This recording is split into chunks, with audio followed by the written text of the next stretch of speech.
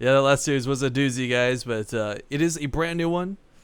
Oh, well, unfortunately, we're already in game, so we can't give proper recognition, and I apologize. But Izo underscore just subscribe to the channel. Everyone give him a big welcome. Hit him with your ace Kates, and Izo, don't forget to ace Kate on your way out. But here we are in a brand new best of 5, guys. It's round 3 for the Kaspersky King of the Hill Arena number 11. I'm Rifkin, joined today by Zombie Grub, and this round is worth 300 euro for this one best of 5. We'll see how this goes. Spawning in the top left corner of the map, playing for himself, a strong independent man. It is the Blue Protoss Grubby, and he's got a sick logo for his logo. In the upper right, as the Red Terran, it is Krass. Yeah, so a quick explanation. Krass, of course, just came off of another series versus a player known as Slivko. Did win 200 euros for that. And oh, look at Grubby. Can you not have so many manners, please? Like, it makes the rest of the community look bad. Of course, Kaspersky has been putting on these show matches once a month, or not show matches, I guess, King of the Hill show match style, I guess, once a month, where they invite 4 or 5 players. Well, actually, they invite 4. The community invites votes in the 5th, which is kind of a cool thing worth noting. And the winner of this series will go on to play in the next King of the Hill one as well, so more chance at money. 1,000 euros, though, put in every single month is a pretty healthy amount of money to be injecting into StarCraft 2 still. And, well, hopefully you guys can appreciate them for it. We're talking a little bit before about Grubby's TVP. It's we got to see a good chunk of it. If you recall back on the IEM qualifiers, he had some really cool tactics in store, whether it's using Templar and Warp Prisms or whether it's using Phoenix and Colossus. We'll see how he fares against Krass. Krass is not a player who's been playing too standard today, but his TVP may be another story altogether. Grubby, I think he probably still has those skills that we saw him last time on his PVT, or really, really good, or at least I hope so. I mean, it wasn't that long ago, right? Like, maybe a month? The skills to pay the bills? Yes, exactly. But, so I feel like, he's probably feeling pretty good about the fact that it was Krass. I mean, I don't really think any of Grubby's matchups are terrible. Like, he doesn't have, like, a below 50 in anyone, but I think he's been feeling really good about versus Terran. Well, I mean, beating a player like Jakshi, too. I mean, he's beaten some of the best. Yeah, exactly. In tournament settings, too, not some random ladder game.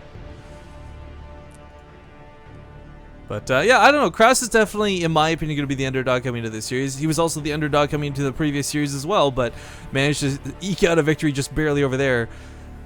Grubby is hiding a probe down here, perhaps the proxy in this SCV. Will it awkwardly scout it? No? So that kind of sucks. I would imagine a Stargate, if anything. But it's kind of weird to put it all the way down there where we have the same distance coming from your main. The only thing this really does is shield it from scouting information. Yeah, I feel like because it is the same distance that it's not actually going to be Stargate. It's going to be like DTs or Twilight Council. Just because, like, if you can still hide it. Oh, it doesn't know they went 14cc, so there's no Reaper, but it's still the same distance, right? That's where it came down to. Like, the distance, you proxy something, you want to get there faster. But if you're already in close by air, then... Okay, well, never mind. It's going to be a Stargate. So, it's going to be hidden. Never going to be scouted. Of course, Grubby didn't scout himself, so he didn't know that it was 14cc. Yeah, and this is, again, it's odd for me to see something like this, because it's... The only advantage he gets from putting it all the way down here is really just, yeah, hiding it from the scouting information, knowing that Krass is going to scout his base and not see a Stargate may make him play a little bit more lackluster, which means he might not have 6 Marines per mineral line. But with 3 racks down, he's going to have the Marine count one way or another. And he's going to have the Marines... Actually, he's keeping them in the middle. That's the thing, like, I don't even know if it's worthwhile hiding an Oracle, because they're always going to expect it anyways. Like, unless they literally see something other than a Stargate. Like, they actually see a Twilight Council. They actually see a Robo. They're going to be like, I got to prepare for Oracles. And that's kind of the thing, though, right? It's like Zerg players preparing against Hellions. Like, it's expected to come one way or another. And if it doesn't, it's awkward, but you know more worse for it. But with the bunker with 4 Marines here at the natural, he'll be able to hold off any sort of forward pokes. Does have 3 Marines, will have 6 in total in the main, so should be able to hold this off. Yeah. The only thing he may take some losses from minorly will be the natural if he doesn't retreat the SCVs to the bunker, but even then, the bunker will hold, so... I think Grubby's done a Stargate opener with Oracle opener on Frost like every time I casted him so far, which isn't too often, but he must really like on this map. Oracle comes in, gets 3, 4 SCV kills just by the surprise element. Honestly, they deal damage so fast, but that's really gonna be it. Oh, getting another one as the building one, but he's not gonna wreck any more mineral lines.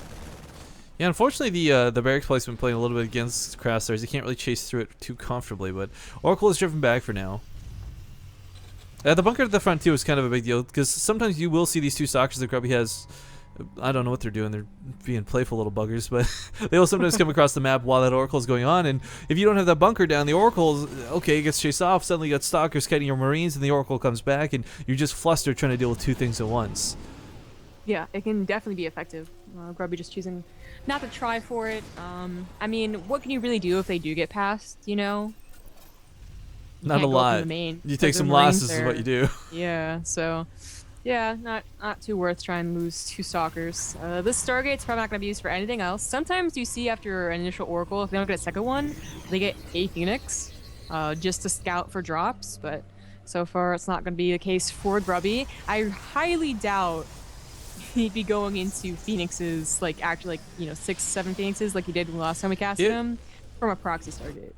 I was gonna say, yeah. Sometimes the other thing, the other least likely option of all of them would be the Void to turn down that bunker, but he's not going for that aggression. He is in fact going for that Robo. So, eyes on the late game, so to speak. A little bit of a curious thing to see is just what every Protoss player and their mom who opens up with the Oracle follows up with a +1 armor, goes for the Zealots and the Charge and the Storms and all these wonderful mixtures that are so predictable, but not going to be the case here. Yeah, changing up just a little bit, adding on 4 more gateways as well. He's still getting the +1 armor, but it's going to Colossus. Well, I was gonna say, if we're gonna be honest here too, Grubby is like a very unique player too. Like he is not your when he plays standard, he plays it very well, and when he plays normally, it's not usually your standard gameplay. And Krass is sadly playing a little bit in the dark about this. No scouting information, never quite got up to the main or the natural at any point in this game. In fact, as far as he's concerned, there's no other player on the map. He's seen nothing, no buildings, nothing. Yeah, not even gonna go search for that Stargate either. Ooh, Oracle honestly, or sorry, Observer's gonna scout that medevac. The Oracle also came back in, but then stopped, so never mind. And then it died. Oh, this drop of the main is gonna be so sad to learn there's a Colossus waiting for it. I think, did Krass see that? Unload it, only Marines. Like if that was a 4 Marauder drop, maybe he can snipe the Colossus. Just Marines. Yeah, just like nope. Gets on out of there immediately. Without combat shield too, like that was a whole lot of nope. That's kind of cool actually. Okay. One of mine coming down here towards the mineral line. Yeah.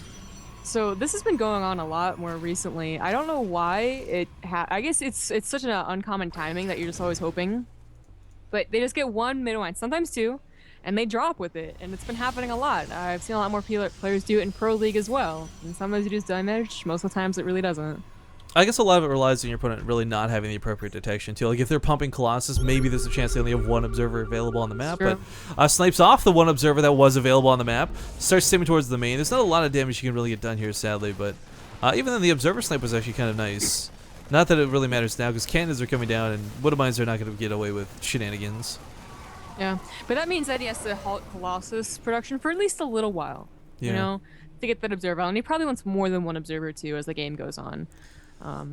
There's a lot of pylons and a lot of setup for aggression here on this side of the map.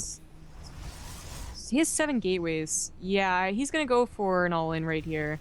Bunker's coming down way too late. Probes, but he's gonna be attacking, and if this doesn't work, then usually if a Protoss attack doesn't work, their army gets cleaned up, and that's really terrible. So that's why, you know, it's a little risky, but I think it'll do good damage. Sadly, the bunkers are not going to get an option here to complete. Spam trying to repair 1. Colossus beams are going to be a big problem to deal with. A couple Vikings are going to pick away at it, but as we see, Vikings are not exactly the fastest DPS in the world. So Colossus beams are going to get on top of the not the Corrupt, Marauders as they try and back up out of this. Sorry, I still got Zerg on the brain after that last series. Yeah.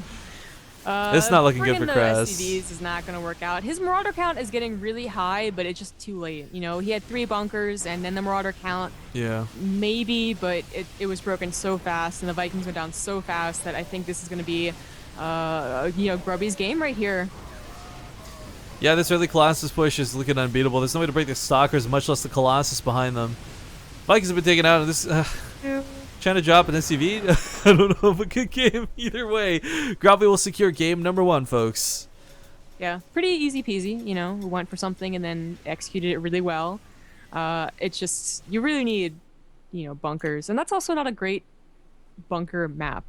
Sounds No, weird. You it's a can't really place horrible lot of choke. bunkers. Yeah. Yeah, it's a choke. So, you know, that was really well done by Grubby. And it's only game 1 in the best of 5 though. Yeah, I'm just updating the thing here real quick with Ezo's name because he was a badass and sub to us. Thank you very much, man.